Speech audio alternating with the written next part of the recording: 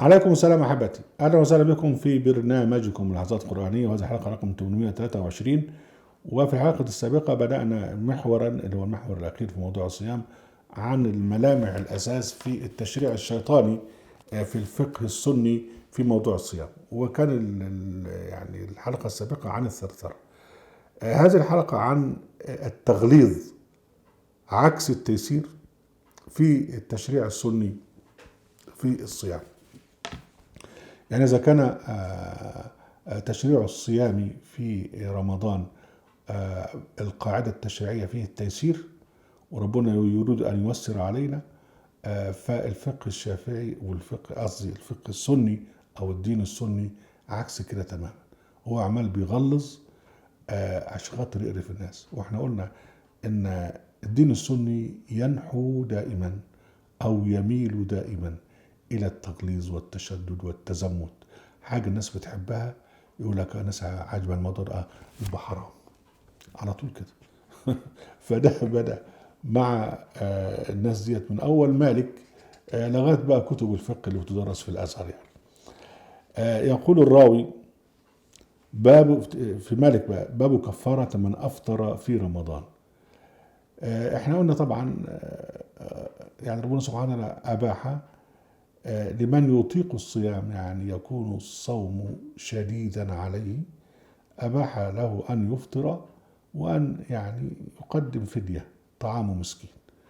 وطبعا ده مرجعه إلى تقوى هذا الصائم، أو يعني تقوى هذا الرجل الذي يطيق. إذا كان يطيق ويتحمل ماشي، إذا كان يطيق ولا يتحمل يبقى يدفع فدية.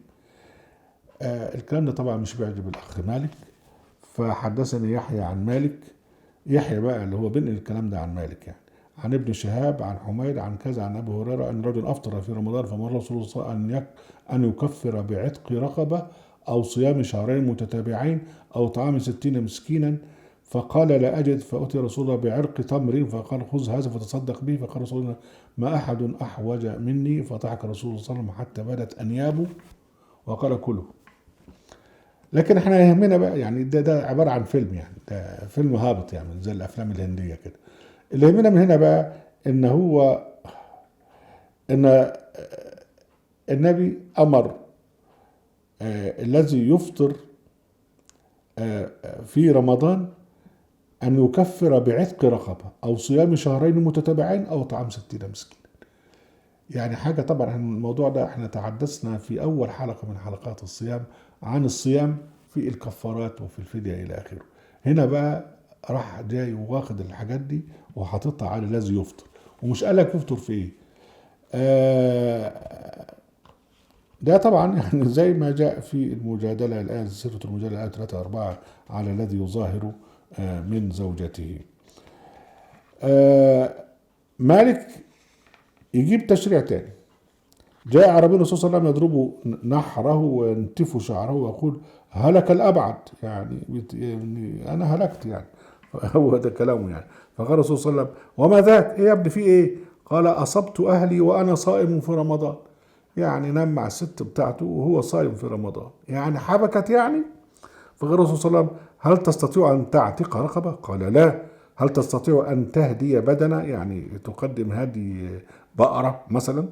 قال لا. قال اقعد فاجلس. فأتى رسول الله بعرق تمر فقال خذها فصدق به.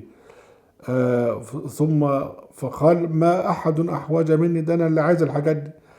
قال له كله وصوم يوما ما كان ما أصبت. الله. يعني إذا بقى يصوم يوم، يعني إذا بدل بقى رقبة وبدل يهدي بدنة، مش قال له صوم شهرين متتابعين، قال له لا صوم يوم. طب نوفق يا أخ مالك بين كلامك ده وكلامك ده إزاي؟ يبقى هنا السيناريو مختلف والبطل مختلف. البطل ده كان واحد إعرابي، واحد راجل عادي وأفطر عادي، لكن ده بقى إعرابي مجهول مارس الجنس مع زوجته في نهار رمضان، وبعدين بعد كده نزل وسافر للمدينة وهو يلطم ويشكر النبي. فالنبي قال له اعتق رقبة فرفض، فرض أن يذبح ناقة فرفض. وبعدين يعني كيف يكون إعرابيا وما عندوش ناقة؟ والله يعني خد تاكسي بقى من هناك من البادية وجهل النبي في المدينة يعني والله إيه. وإذا كان يشرق ويصرخ متألما مما فعله فلماذا لا يتبرع بناقته طالما هو بهذا، يعني زي جاي بقى يلطم ويقول أنا هلكت وبتاع. وبين قال له طب اهدي بدنة يعني بقرة أو ناقة. قال نو ما معيش. الله، طب أنت أمال عامل أنت راجل مؤمن وبتلطم ليه بقى علشان خاطر أنت آه، وبعدين بقى يقول لك أمر الأعرابي بالجلوس، وبعدين ينتظر بقى لغاية لما تيجي بقى النهاية السعيدة زي الأفلام المصرية. واحد يروح جاي يهدي النبي شوال او زكيبه او خرج تمر، فيقول له بقى خد تصدق بيه، ويقول لك لا والله احنا عايزين الحاجات دي. يقول له ماشي يا ابني كلها يا ابني الى اخره.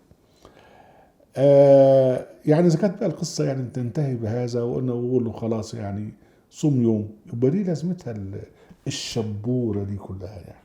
لكن ده يعني ثرثره، وثرثره فيها التغليظ في التحريم. وبعدين تحت عنوان باب الجماع ده في الشافعي بقى، يعني التغليظ مع الثرثرة باب الجماع في رمضان.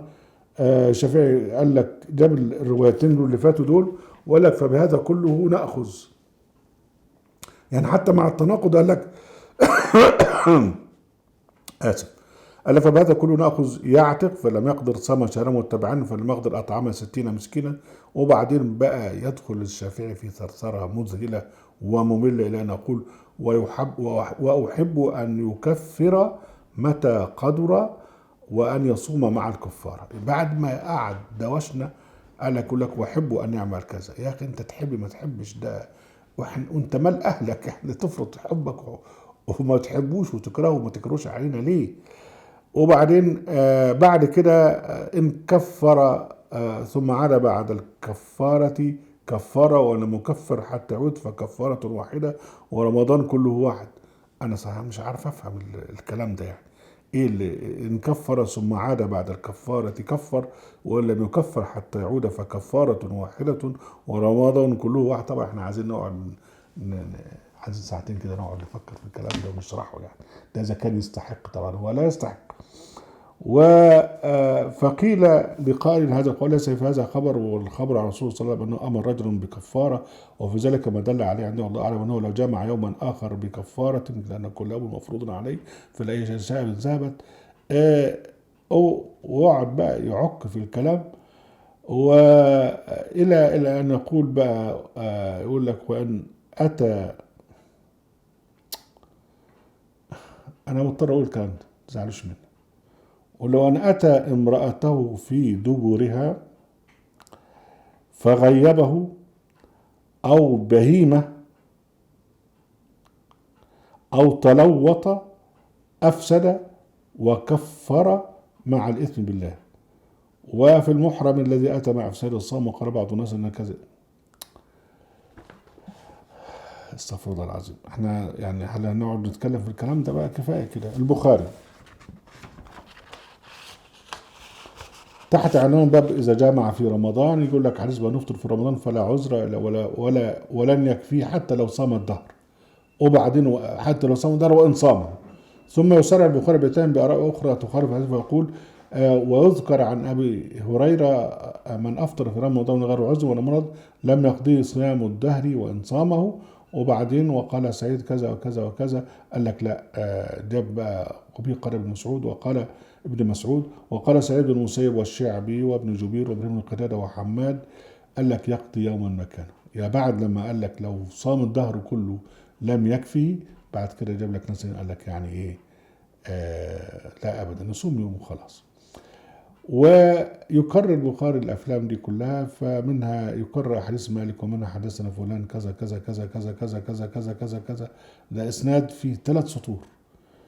انه سمع عائشة تقول ان رجلا اتى النبي فقال انه اخترق فقال مالك اصبت اهلي في رمضان فقال النبي صلى الله عليه وسلم بمقل فقال اين المحترق؟ قال لك انه احترق يعني او اخترق. فقال انا قال تصدق بهذا. المهم ان هو الشيخ البخاري كان بيعمل لكل رواية او لكل فيلم عنوان.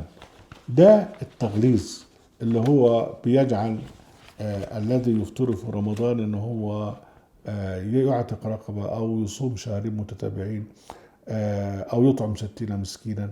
وده كله لم يأتي في القرآن الكريم لأنه يعني هذا التغليظ يدل على عقلية الفقهاء المتزمتين، وهم يعني حين قاموا بهذا التغليظ اختلفوا فيه، وهو كله يعني شريعة شيطان. أهلا وسهلا بكم أحبتي برنامجكم العظات القرآنية، وفي قناة أهل القرآن وفي موقع أهل القرآن. لا تنسوا المشاركة بشير ولايك، وعليكم السلام.